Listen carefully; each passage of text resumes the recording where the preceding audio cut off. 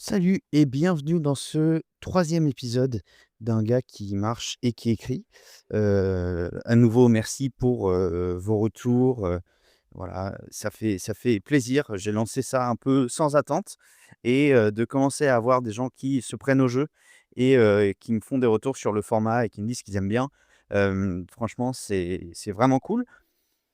Pour, ce, nouvel, épisode, j'ai hésité un petit peu sur le sujet parce que j'en ai pas mal que j'aimerais aborder encore, mais, je savais pas trop sur lequel devait prendre le pas sur les autres et donc je vais vous parler un petit peu de, mon expérience d'un atelier d'écriture, auquel j'ai participé récemment.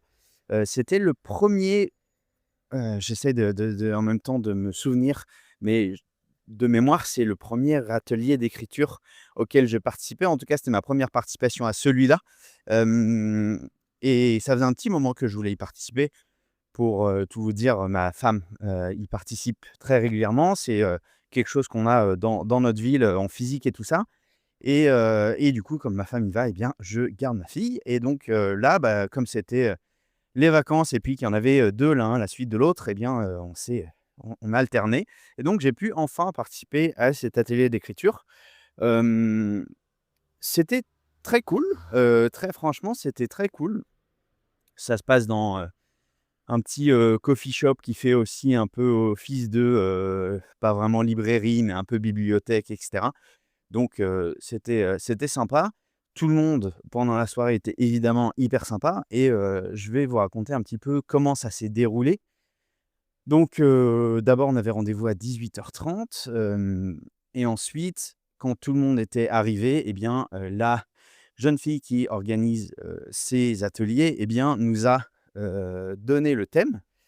En l'occurrence, le thème, c'était la rencontre et il y avait des contraintes puisque c'était la rencontre, mais pas n'importe quelle rencontre. Ça devait être une rencontre, qui normalement n'aurait pas dû se faire et donc on pouvait imaginer un petit peu comme si on était, dans un lieu très particulier, on sait pas trop, quelque chose de mystique et qui faisait en sorte que, et bien, il y ait une rencontre entre 2 êtres, vivants, mais ça pouvait être entre, un humain et un objet et même des trucs très métaphoriques entre, 2 émotions, enfin bref. Le champ était vraiment libre, on n'était pas obligé de s'appuyer sur, cette espèce de lieu métaphorique non plus, mais en tout cas, il fallait que la rencontre soit un peu inattendue, et qu'elle soit pas possible, autrement. Voilà, en tout cas, que ça soit quelque chose de vraiment spécial. Et pour, cette, contrainte-là, pour remplir cette contrainte-là, eh bien, on avait 1 heure. Voilà. Ce qui était, je crois un peu plus long que ce qu'ils font, d'habitude. D'habitude, ils font quelque chose comme peut-être 45 minutes et cetera. Ou ouais, entre 45 minutes et 1 heure. Et bah, figurez-vous que j'ai réussi à ne pas avoir assez de temps pour écrire. Donc j'ai dû, alors on va pas dire bâcler, mais dans les 10 dernières minutes, j'ai fait les coupes nécessaires pour arriver à ce que, mon histoire, prenne quand même, tout son sens. Parce que, je suis parti sur une histoire de rencontre. Heu, alors j'ai pris le choix de faire rencontrer 2 humains, sauf que, eh bien, c'était pas réellement 2 humains. Il y avait un humain et un extraterrestre sous la forme, d'un humain, justement pour ne pas l'effrayer. Et donc, grosso modo, je vous fais le pitch.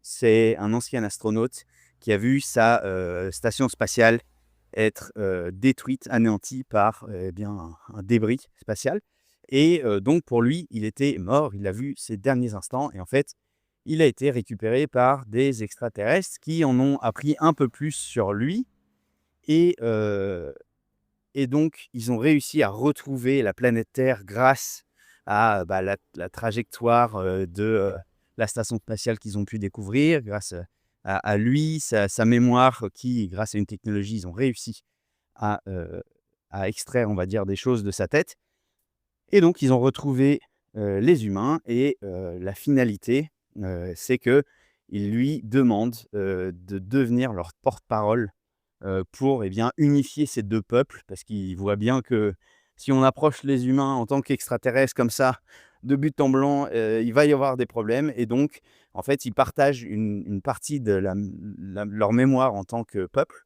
avec cet homme-là pour qu'il devienne leur porte-parole. Voilà, grosso modo. Alors évidemment, si je vous lisais le texte comme ça, tout ne ressortirait peut-être pas exactement comme ça.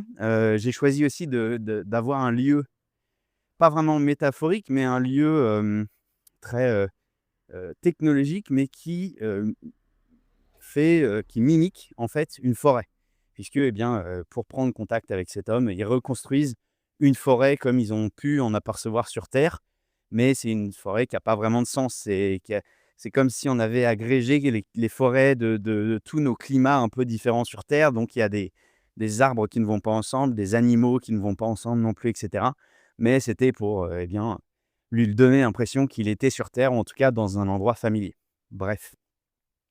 Hem, Ce que j'ai vraiment bien aimé parce que ça correspond quand même, aux exercices un petit peu que je fais quand j'écris des nouvelles avec, eh bien, évidemment une contrainte, un temps et tout ça.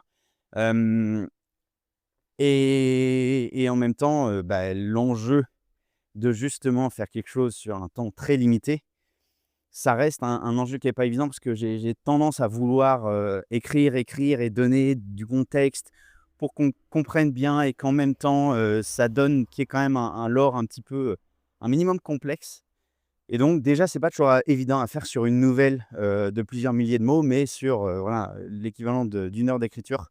Je crois que je suis arrivé à 1000 mots à peu près. Et là, c'était très, très compliqué, mais je suis quand même assez content du résultat puisque à la fin de l'atelier, quand tout le monde, en fait, a fini d'écrire, eh bien, chacun va passer pour lire son texte et on va faire des, retours dessus. La personne qui organise fait, elle, des retours et puis après chacun est libre, de faire des retours également. Je suis assez J'étais assez satisfait parce que la majorité des retours, que j'ai eus, c'est que les gens étaient, assez, s'accrochaient bien à l'histoire.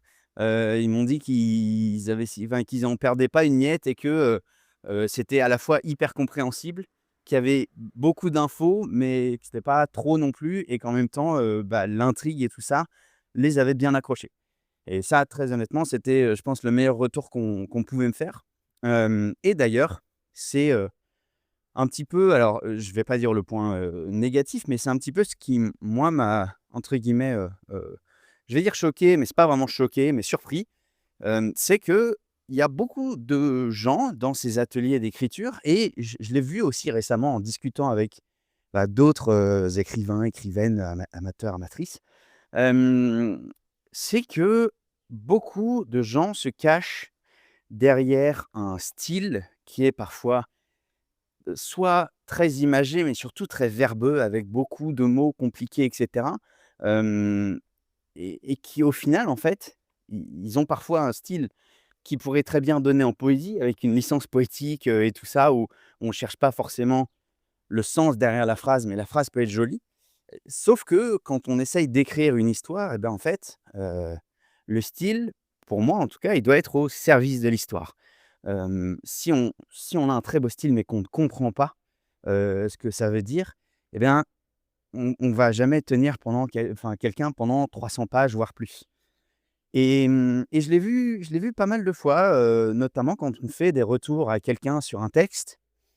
On lui dit: «Bah, écoute, c'est vrai que c'est joliment écrit, mais il y a plein de choses qu'on n'a pas compris» et des fois, c'est même l'entièreté du texte on n'a pas bien compris le sens et les gens se cachent parfois derrière le fait que, «Ah bah, non, mais c'est mon style, j'ai un style un peu complexe, faut rentrer dedans» et cetera. Je pense très sincèrement que, le fait de penser que, on a un style un peu complexe et cetera et bah, ça tient plus de l'ego, et malheureusement un peu l'ego mal placé plutôt que, eh bien, d'un savoir écrire avec, des mots très complexes et cetera. On peut utiliser des mots très complexes, on peut créer des vraies belles images et tout ça en étant un peu verbeux. On en a, pléthore d'exemples. Un de mes auteurs préférés, c'est Jules Verne et il était connu pour faire des descriptions quand même très longues, très précises et cetera. Et pourtant, même avec une description longue et précise, on avait une image claire et à l'époque, c'était même des livres pour enfants. Alors et aujourd'hui, pour lire pour nos enfants, c'est quand même un peu compliqué, mais à l'époque, en tout cas, ça l'était. Et donc, on a quand même un auteur, alors évidemment, ce sont des chefs-d'œuvre qu'il a écrits, mais et n'est pas Jules Verne, qui veut, moi le premier, mais on avait quelqu'un qui utilisait, voilà, des formes complexes de phrases et cetera, mais qui arrivait quand même à transcrire, eh bien, ce qu'il voulait arriver à transcrire et que les gens comprenaient parfaitement. Bah, je pense que, pour l'avoir vécu notamment plusieurs fois pendant cet atelier, en fait, on a de plus en plus, d'écrivains et écrivaines en herbe qui, cherchent leur style avant de chercher à raconter des histoires.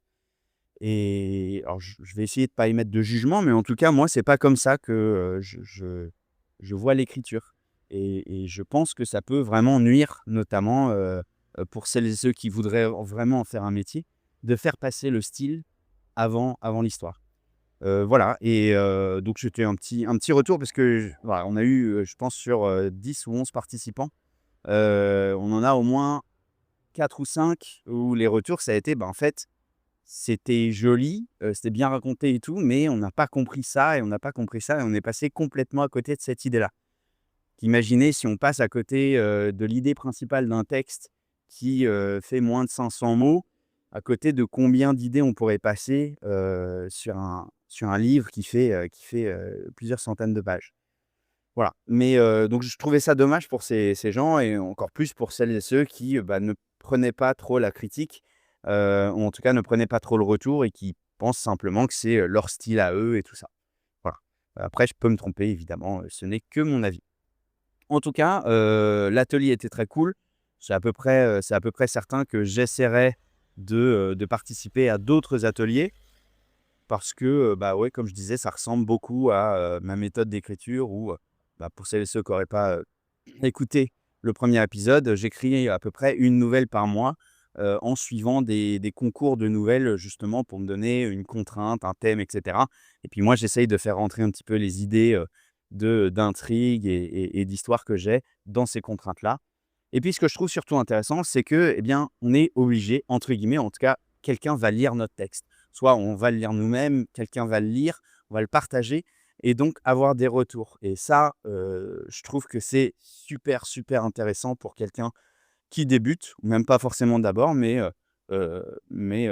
pour avoir des vrais retours et surtout ne pas simplement laisser des trucs dans ses tiroirs et ne jamais avoir de retour dessus. Voilà, c'était, mon petit retour sur, mon premier atelier d'écriture. N Si vous avez l'habitude d'en faire ou si vous en avez déjà fait un, je serais très curieux, d'avoir votre retour en commentaire parce que, évidemment, votre expérience est sûrement très différente de la mienne et j'aimerais bien savoir ce qui vous plaît le plus et pourquoi est-ce que vous y retournez? Ou au contraire, peut-être, ce qui vous a vraiment déplu et pourquoi est-ce que, bah, malheureusement, vous y retournez pas ou voilà. Sur ce, je vous souhaite de passer une bonne fin de journée, une bonne soirée, une bonne nuit, peu importe. Prenez soin de vous et à très vite dans un prochain épisode. Salut!